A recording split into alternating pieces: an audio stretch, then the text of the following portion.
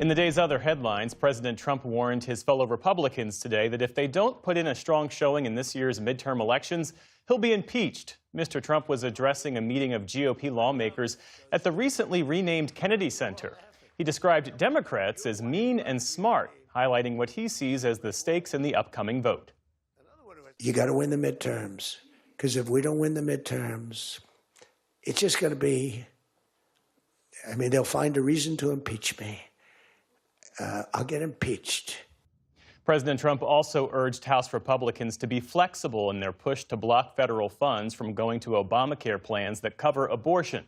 That's as he pressed Republicans to reach an agreement on the expired health insurance subsidies, saying it would strengthen the party's position on the issue of affordability.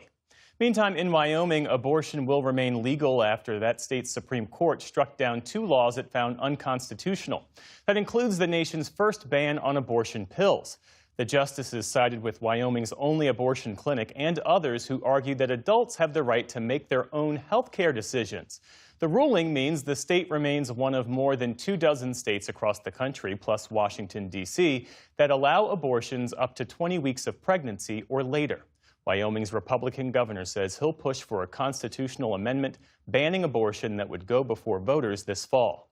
In Iran, at least 36 people have now been killed amid ongoing protests over the country's struggling economy.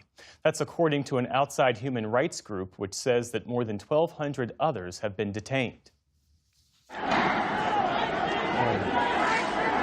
Video emerged today of protesters clashing with security forces in Tehran's Grand Bazaar, long a hub of Iran's economic and political life. Authorities reportedly fired tear gas to disperse demonstrators who had been staging a sit-in. Elsewhere in the city, business owners say they're scrambling to make ends meet as high prices scare off would-be customers. Sales have dropped off very badly.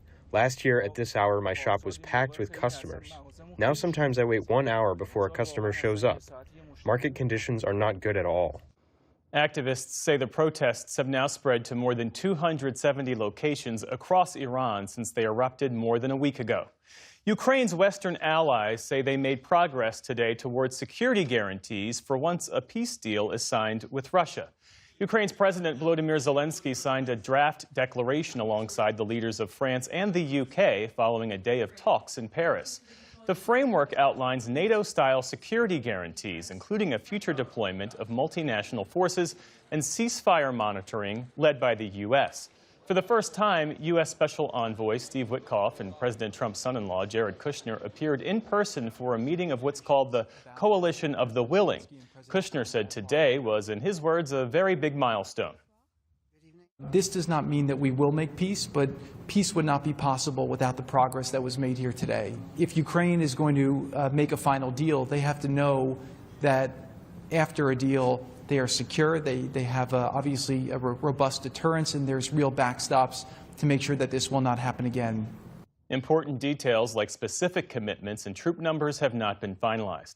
President Zelensky has acknowledged in recent days that some support may come in the form of weapons or intelligence. Also in France today, winter weather is causing havoc on the roads and in the skies. The French capital may have looked pretty under a fresh blanket of snow, but French authorities say at least 5 people have died nationwide, most of them in road accidents. The snow also closed 6 airports in France, while in the Netherlands, Amsterdam's international airport grounded some 600 flights. Meantime, temperatures plummeted in the UK to well below freezing, closing hundreds of schools there. On Wall Street today, stocks posted solid gains thanks largely to technology stocks. The Dow Jones Industrial Average rose almost 500 points, or nearly 1%. The Nasdaq added around 150 points. The S&P 500 also closed in positive territory. Republican Congressman Doug LaMalfa of California has died. The former rice farmer and state lawmaker was first elected to Congress in 2012. He represented Northern California's 1st District along the Oregon border. LaMalfa's death further reduces the Republican majority in the House to a margin of 218 to 213. We'd just like to ask for a moment of silence.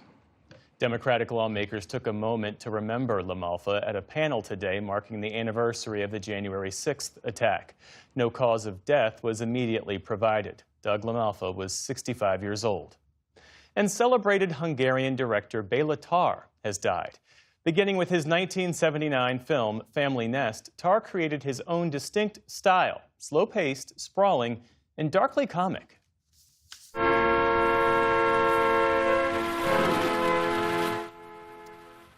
Some critics called 1994's Shantantango his masterpiece. It clocks in at more than 7 hours. Such works made him an icon of art house cinema. In a statement, the Hungarian Filmmakers Association said Béla Tarr died after battling a long and serious illness. He was 70 years old. Still to come on the NewsHour, a look at the ongoing disinformation efforts 5 years after the January 6th assault on the U.S. Capitol. And threats of U.S. intervention place multiple countries in the Western Hemisphere on edge. This is the PBS NewsHour from the David M. Rubenstein studio at WETA in Washington, headquarters of PBS News. Wait just a second, we have one more thing to share. We want to say a heartfelt thank you for watching and supporting PBS News. Without you, we simply wouldn't be able to provide the news and the information that you trust. So thank you from everybody here at PBS News. Support journalism you trust. Support PBS News. Donate now, or even better, start a monthly contribution today.